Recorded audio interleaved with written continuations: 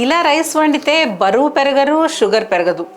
వాగ్భటుడు చెప్పిన guilt free rice రహస్యం. Rice మన ఆరోగ్యానికి మంచిది కాదా? షుగర్ పెరగడానికి, బరువు పెరగడానికి అదే కారణమా? కాదు. ఆ రైస్ని ఔషధంగా మార్చే విధానం ఉంది.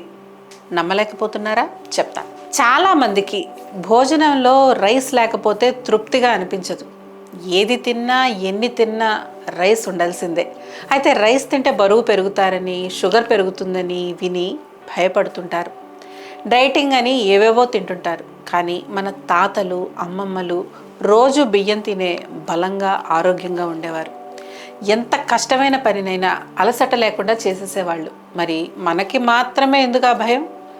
రైస్ వల్ల లావుగా మారుతామని, డయాబెటీస్కి మంచిది కాదని అనుకుంటే పొరపాటే. రైస్ వల్ల ఎప్పుడూ మీరు బరువు పెరగరు, డయాబెటీస్ రాదు.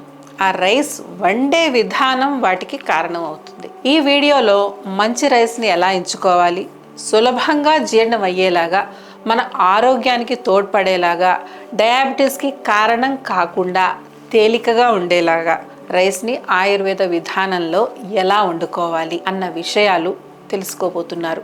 ఇందులో చెప్పే విధానం రైస్ని ఆరోగ్యవంతంగా మార్చడం మాత్రమే కాదు, బరువు తగ్గడంలో కూడా సహాయపడుతుంది. ఈ వీడియోలో ఆయుర్వేదం సూచించిన 5 స్టెప్ గిల్ట్ ఫ్రీ రైస్ మెథడ్ని మీతో పంచుకోబోతున్నాను. ఈ స్టెప్స్ని సరిగ్గా పాటించి రైస్ వండుకుంటే డయాబెటీస్లో సహాయపడే మెడిసిన్ లాగా మీ రైస్ తయారవుతుంది. వెయిట్ లాస్ కూడా అది తోడ్పడుతుంది.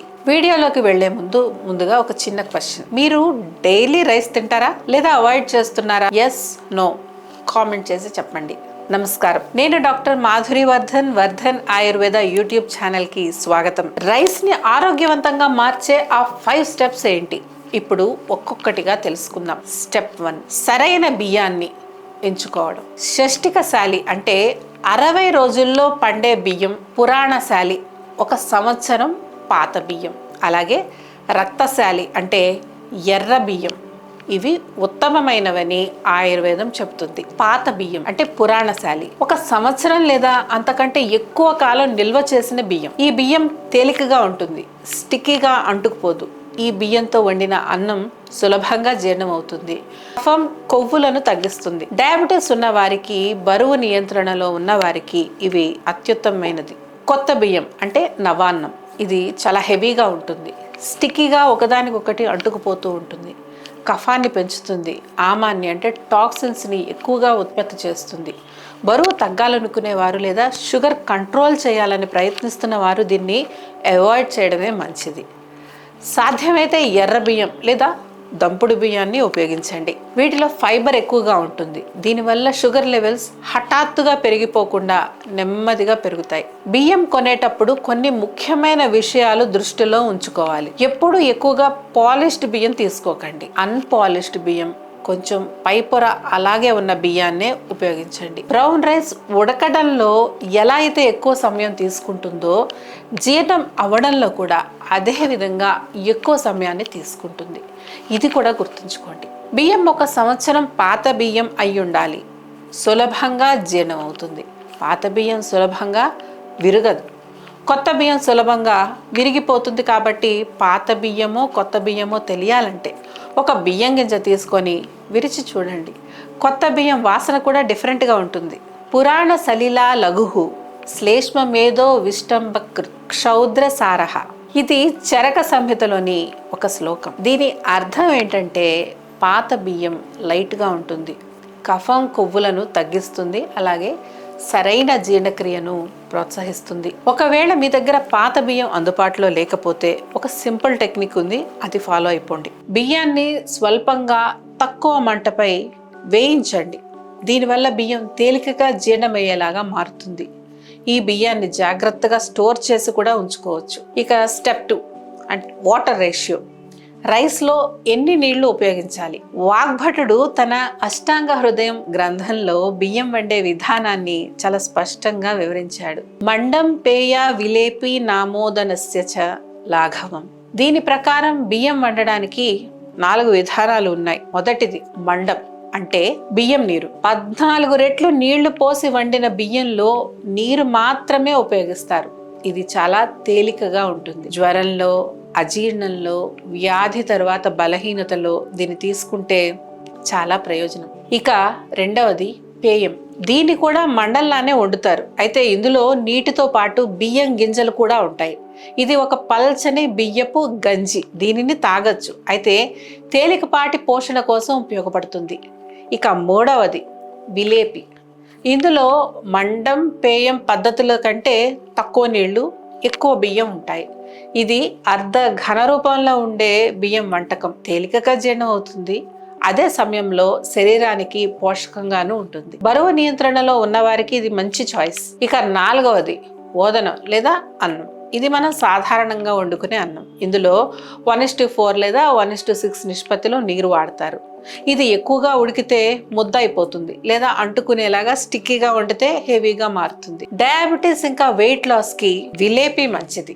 లేదా నీటిని వంచేసిన అన్నం, అంటే 1:6 రేషియోలో నీటితో వండి అదనపు నీటిని వంపేసిన అన్నం కూడా మంచిది. స్టెప్ 3 ద రైట్ వెజల్, అంటే సరైన పాత్ర. మట్టి పాత్ర, కుండ ఉత్తమమైనవి. ఇది మినరల్స్ని అందిస్తుంది, అసిడిటీని తగ్గిస్తుంది. కంచు లేదా ఇత్తడి పాత్ర సాంప్రదాయంగా ఉపయోగించబడేవి. ఇవి దోషాలను సమతుల్యం చేస్తాయి. అల్యూమినియం లేదా నాన్ స్టిక్ పాత్రలు, వీటిని అవాయిడ్ చేయడం మంచిది. ఇవి విష పదార్థాలను విడుదల చేసే అవకాశం ఉంటుంది. మీ ఇంట్లో మీరు ఏ పాత్రలో వంట చేస్తారు? కుక్కర్లోనా, స్టీల్ పాత్రలోనా, లేదా మట్టి పాత్రలోనా? క్రింద కామెంట్ చేసి చెప్పండి. మనలో ఎంతమంది ఇప్పటికీ సాంప్రదాయ పాత్రలు ఉపయోగిస్తున్నారో చూద్దాం. ఇక స్టెప్ 4 స్పైసెస్ టు యాడ్. జీర్ణశక్తిని, అంటే అగ్నిని, మెటబాలిజంని పెంచే దీపన పాచన ద్రవ్యాలు ఉపయోగించడం అత్యంత ముఖ్యమని ఆయుర్వేదం చెప్తుంది. వాటిలో ప్రధానంగా సైంధవ లవణం. ఇది రుచిని పెంచుతుంది, జీర్ణక్రియను మెరుగుపరుస్తుంది. ఇక రెండవది జీలకర్ర. ఇది అగ్నిని బలపరుస్తుంది, కడుపు ఉబ్బరం రాకుండా కాపాడుతుంది. ఇక మూడవది సొంఠి, అంటే పొడి అల్లం. కఫాన్ని, ఆమాన్ని కూడా తగ్గిస్తుంది. నాలుగవది ఇంగువ. గ్యాస్ని తగ్గిస్తుంది, రైస్ తేలికగా జీర్ణమయ్యేలా చేస్తుంది. ఇక ఐదవది నెయ్యి. తక్కువ పరిమాణంలో వేసుకోవాలి. ఇది న్యూట్రియంట్స్ అబ్జార్ప్షన్లో సహాయపడుతుంది, వాత దోషాన్ని సమతుల్యం చేస్తుంది. ఇక స్టెప్ 5 వండే విధానం. బియ్యాన్ని 2-3 సార్లు నీటితో శుభ్రం చేసుకోవాలి. ఇలా చేస్తే బియ్యంలో పౌడర్ ఏమన్నా ఉన్నా, దుమ్ము ధూళి ఉన్నా అది తొలగిపోతుంది. కడుగుతున్నప్పుడు గింజలు విరగకుండా జాగ్రత్త పడాలి. మొదటిసారి ఉపయోగించిన నీరు పారేయాలి. రెండవసారి, మూడవసారి ఉపయోగించిన నీటిని ఆయుర్వేదంలో తండులోదకం అంటారు. ఈ నీటిని కొన్ని ఆయుర్వేద ఔషధాలతో కలిపి తీసుకోమని వైద్యులు సూచిస్తుంటారు. ముఖ్యంగా స్త్రీలలో వచ్చే సమస్యలకు దీన్ని సూచిస్తారు. రెండవదిగా కప్పు బియ్యానికి 6 కప్పులు నీరు పోసుకోండి. ఇక మూడవది, దాంట్లో జీలకర్ర, కొంత సొంటి పొడి, కొంచెం సైంధవ లవణం వేసుకోండి. ఇక 4th స్టెప్ ఏంటంటే మీడియం ఫ్లేమ్లో ఓపెన్ వెజల్ లేదా సగం మూత పెట్టి ఉడికించండి. ఇలా ఉడికితే బియ్యంలో ఉన్న స్టార్చ్ అంతా బయటకు వచ్చేస్తుంది. ఇక 5th స్టెప్ ఏంటంటే బియ్యం ఉడికిన తర్వాత ఎక్స్ట్రా వాటర్ని వడకట్టండి. ఆ నీటిని గంజి నీరు అంటారు. శరీరం బలహీనంగా ఉన్నప్పుడు ఆ గంజి నీటిని తాగొచ్చు. దీనికి మంచి న్యూట్రిషనల్ వాల్యూస్ ఉంటాయి. అయితే బరువు తగ్గడానికి ప్రయత్నిస్తున్న వారు లేదా డయాబెటీస్ ఉన్నవారు దాన్ని పారేయడమే మంచిది. ఇక చివరిగా బియ్యానికి 1 టీ స్పూన్ నెయ్యి వేసి సర్వ్ చేసుకోవచ్చు. ఇది పోషకాలు బాగా శరీరానికి అందేలా చేస్తుంది. మీరు గంజినీరు తాగుతారా లేదా పారేస్తారా? తాగితే తాగుతాను అని, తాగకపోతే తాగను అని కామెంట్ చేయండి. దాని లాభాలు ఎంతమంది పొందుతున్నారో చూద్దాం. అయితే రైస్ వండేటప్పుడు మూత వేసి ఉంచాలా వద్దా అనే డౌట్ కొంతమందికి ఉంటుంది. మూత వేసి ఉంచాలి, కానీ పూర్తిగా కాదు, కొంతవరకు అంటే అసంపూర్ణంగా ఉంచాలి. ఇలా అన్నం ఉడికిస్తే ఆహారంలోని ప్రాణశక్తి, వాసన, పోషకాలు తొలగిపోకుండా ఉంటాయి. డయాబెటిక్ లేదా బరువు తగ్గాలనుకునే వాళ్ళు వంటల్లో ప్రెషర్ కుక్కర్ని అవాయిడ్ చేయడం మంచిది. ఓపెన్ వెజల్ని ఉపయోగించండి. ఎక్సెస్ స్టార్చ్ వాటర్ని తొలగించడానికి వీలుగా ఉంటుంది. చాలా మంది అన్నం వండడానికి కుక్కర్ ఉపయోగిస్తూ ఉంటారు. కుక్కర్లో రైస్ త్వరగా ఉడుకుతుంది, కానీ స్టార్చ్ మొత్తం బియ్యంలోనే ఉండిపోతుంది. అన్నం ముద్ద స్టిక్కీగా మారిపోతుంది. దీనివల్ల జీర్ణక్రియకు కొద్దిగా భారంగా ఉంటుంది. ఓపెన్ వెజల్ విధానం డయాబెటీస్, ఊబకాయం, అజీర్ణం ఉన్న వారికి చాలా మంచిది. ఎందుకంటే ఇది స్టార్చ్ ని తీసేస్తుంది, బియ్యాన్ని లఘు అంటే తేలికగా జీర్ణమయ్యే రూపంలోకి మార్చుతుంది. అయితే ఇదంతా ఎందుకు అనే మీలో ఒక ప్రశ్న తలెత్తే ఉంటుంది. దీని గురించి అష్టాంగ హృదయంలో బాగా వివరించారు. సదితః సలీలా పయాస మండపేయ విలేపిచ అన్నం చ విధి విధానం ఉక్తం. అంటే ఒకే బియ్యం నీటి పరిమాణం ఆధారంగా మండం, పేయం, విలేపి అన్న రూపాల్లోకి మారుతుంది. ప్రతిదీ శరీర బలం, జీర్ణశక్తి, వ్యాధి స్థితి ప్రకారం వాడటం జరుగుతుంది. ఆయుర్వేదం మీ ఆరోగ్యం, జీర్ణశక్తి, శరీర దోషాలు, సమస్యల ఆధారంగా బియ్యం వండే విధానాన్ని సూచిస్తుంది. ఎక్కువ నీటితో వండి అదనపు నీరు వడకట్టిన బియ్యం అంటే అన్నం వార్చిన బియ్యం లఘువుగా తేలికగా జీర్ణమయ్యేదిగా అవుతుంది. ఇది కఫ మేదోహర అంటే కఫం మరియు కొవ్వులను తగ్గించే గుణం కలిగి ఉంటుంది. బరువు తగ్గాలనుకునే వారికి ఇది మంచిది. తక్కువ నీటితో అంటుకునేలాగా వండిన బియ్యం అంటే గురువు అంటే భారీగా జీర్ణమయ్యేదిగా అవుతుంది. ఇది కఫాన్ని పెంచే స్వభావం కలిగి ఉంటుంది. ఇప్పటి వరకు చెప్పిందంతా సింపుల్ గా చెప్పాలంటే అసలు రైసే మంచిది కాదు అనుకోవడం పొరపాటు. తప్పు బియ్యం, తప్పు విధానంలో వండడమే అన్ని సమస్యలకి కారణం. ఒబేసిటీ లేదా డయాబెటీస్ కి కారణం అయ్యేది రైస్ కాదు, దాన్ని వండే విధానం. కనీసం 1 సంవత్సరం పాత బియ్యం, ఏజ్డ్ రైస్ నే వాడండి. 6-7 రెట్లు నీళ్లతో వండి ఉడికిన తర్వాత అదనపు నీటిని వడకట్టండి.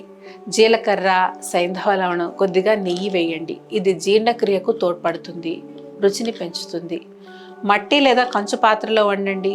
పూర్తిగా మూత పెట్టకుండా లేదా అసంపూర్ణంగా పెట్టి వండండి. Pressure cooker వాడకండి. విలేపి అంటే సాఫ్ట్ సెమీ లిక్విడ్ ద్రావక స్థాయిల్లో ఉడికించడం బరువు తగ్గించుకోవాలనుకునే వారికి, డయాబెటీస్ ఉన్న వారికి మంచిది. ఆయుర్వేదం సూచించిన ఈ 5 స్టెప్ రైస్ కుకింగ్ మెథడ్ అనుసరిస్తే అన్నం తినడానికి భయపడాల్సిన అవసరమే ఉండదు. డయాబెటీస్ వస్తుంది, బరువు పెరుగుతాము అన్న భయాలు లేకుండా ధైర్యంగా రైస్ తినవచ్చు. 1 వారం పాటు ఈ ఆయుర్వేద విధానంలో రైస్ వండి తిని చూడండి. మీ శక్తి, జీర్ణక్రియలో వచ్చే మార్పును మీరే స్వయంగా చూస్తారు. ఈ వీడియో మీకు సహాయకరంగా అనిపిస్తే మీ ఫ్రెండ్స్ అండ్ ఫ్యామిలీలో డయాబెటీస్ ఉన్నవారికి, బరువు తగ్గాలని ప్రయత్నిస్తున్న వారికి షేర్ చేయండి. అలాగే ఇలాంటి ఉపయోగకరమైన వీడియోలను మిస్ అవ్వకుండా ఉండడానికి మా వర్ధన్ ఆయుర్వేద ఛానల్ని సబ్స్క్రైబ్ చేసుకోండి. మీరు పాత బియ్యం వాడతారా, కొత్త బియ్యం వాడతారా? ఈ పద్ధతిని మీరు ట్రై చేశారా? కామెంట్ చేసి చెప్పండి. చివరిగా మీకు ఎటువంటి ఆరోగ్య సమస్య అయినా ఉంటే, అది ఎంత పెద్ద సమస్య అయినా, ఎలాంటి సమస్య అయినా ఆయుర్వేద వైద్యం ఎంచుకోండి. ఎందుకంటే ఆయుర్వేదంలో ఎటువంటి సైడ్ ఎఫెక్ట్స్ లేని ప్రకృతి సిద్ధమైన ఔషధాలు, చికిత్సలు ఉంటాయి. అలాగే ఆయుర్వేదం వ్యాధి లక్షణాలను నియంత్రించడంతో పాటు ఆ వ్యాధి మూలాలను కూడా తెలుసుకొని శాశ్వత పరిష్కారాన్ని అందిస్తుంది. కాబట్టి మీకు అందుబాటులో ఉన్న ఆయుర్వేద వైద్యులను కలవండి. వీలైతే మీరు మమ్మల్ని కూడా కన్సల్ట్ అవ్వచ్చు. మా వర్ధన్ ఆయుర్వేద హాస్పిటల్కు ఆయుర్వేద వైద్యంలో 26 ఏళ్లకు పైగా అనుభవం ఉంది. ఆంధ్రప్రదేశ్, తెలంగాణలో 2 రాష్ట్రాల్లో మాకు 5 బ్రాంచీలు ఉన్నాయి. వాటిలో అత్యంత అనుభవజ్ఞులైన డాక్టర్లు, సిబ్బంది నిత్యం ఎంతో మంది పేషెంట్స్కి సేవలు అందిస్తున్నారు. ఇక్కడ మేము అందించే వైద్యంలో ఎటువంటి సైడ్ ఎఫెక్ట్స్ ఉండవని దృఢంగా చెప్పగలం. మా వైద్యం 100% ప్రకృతి సిద్ధమైందే. డిస్క్రిప్షన్లో వాట్సాప్ నంబర్ ఉంటుంది, కాంటాక్ట్ అవ్వండి. లేదంటే స్క్రీన్ మీద కనిపిస్తున్న నెంబర్కి కాల్ చేయండి. మీ సమస్యకు తప్పకుండా పరిష్కారం దొరుకుతుంది. మీ అందరికీ ఆరోగ్యం, ఆనందం కలగాలని మనస్ఫూర్తిగా కోరుకుంటూ నేను మీ డాక్టర్ మాధురి వర్ధన్. నమస్కారం.